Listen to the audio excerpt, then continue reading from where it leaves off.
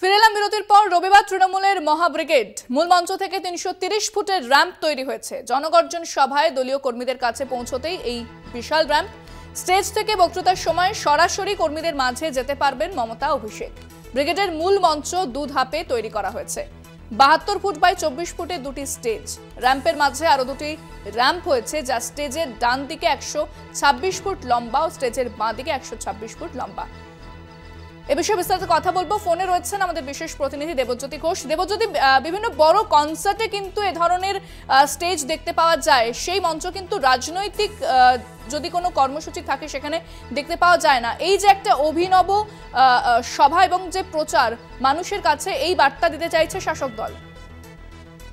দেখো, brigade parade গ্রাউন্ডে আগামীকালের জন্য যে সভা, যে মঞ্চটি তৈরি করা হয়েছে, ভারতবর্ষের রাজনৈতিক যে সভাগুলি হয় তা কিন্তু প্রথম বলে প্রস্তুতকারী সংস্থা জানিয়েছেন। অর্থাৎ তৃণমূল কংগ্রেস বরাবরই একটু নতুনত্বে বিশ্বাসী, সেই মতোই কিন্তু আগামীকালের জন্য যে মঞ্চ প্রস্তুত করা হয়েছে তা কিন্তু অত্যন্ত গুরুত্বপূর্ণ।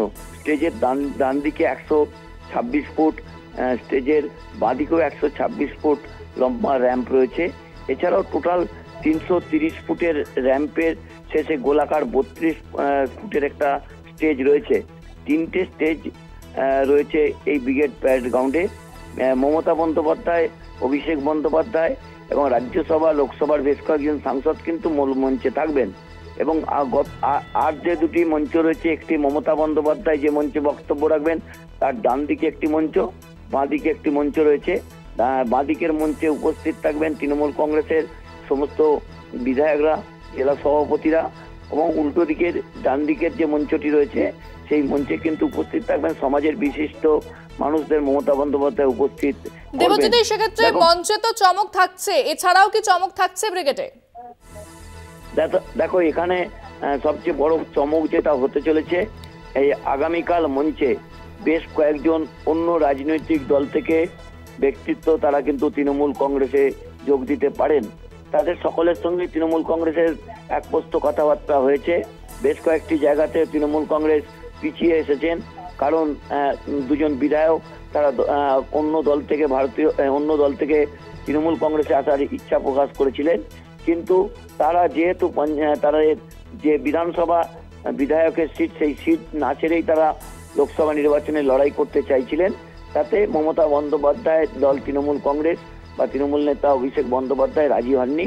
কারণ যাতে আবার শিশির অধিকারীদের ঘটনার পুনরাবৃত্তি না হয়, সেই জন্যই কিন্তু কয়েকজনের সঙ্গে আলোচনা মাঝপথে থামিয়ে দিয়েছে তৃণমূল কংগ্রেস। তবে আগামীকালের মঞ্চে বেশ কিছু চমক থাকছেন। বেশ কয়েকজন অন্য রাজনৈতিক দলের ব্যক্তি তারা তৃণমূল কংগ্রেসে যোগ দেবেন, এবং কেউ কেউ কিন্তু লোকসভা নির্বাচনে তৃণমূল কংগ্রেসের প্রার্থীও হতে পারেন। এছাড়াও অত্যন্ত গুরুত্বপূর্ণ নর্থ ইস্টের রাজ্যগুলো থেকে, মেঘালয়, আসাম, মণিপুর, ত্রিপুরা থেকে তৃণমূল কংগ্রেসের সমস্ত নেতৃত্ব তারাও কিন্তু মঞ্চে উপস্থিত থাকবেন। সমস্ত রাজ্যসভা লোকসভার সাংসদরা উপস্থিত থাকবেন। অর্থাৎ আগামীকাল তৃণমূল কংগ্রেসের কাছে আনুষ্ঠানিকভাবে লোকসভা নির্বাচনের প্রচার শুরু। সেই দিক থেকেই কিন্তু আগামীকালের মঞ্চের দিকে সকলের নজর থাকবে একেবারে। এবং কি বার্তা দেন অভিষেক বন্দ্যোপাধ্যায়, মমতা বন্দ্যোপাধ্যায়, সেদিকেও নজর থাকবে রাজ্যবাসী। ধন্যবাদ দেবজ্যোতি।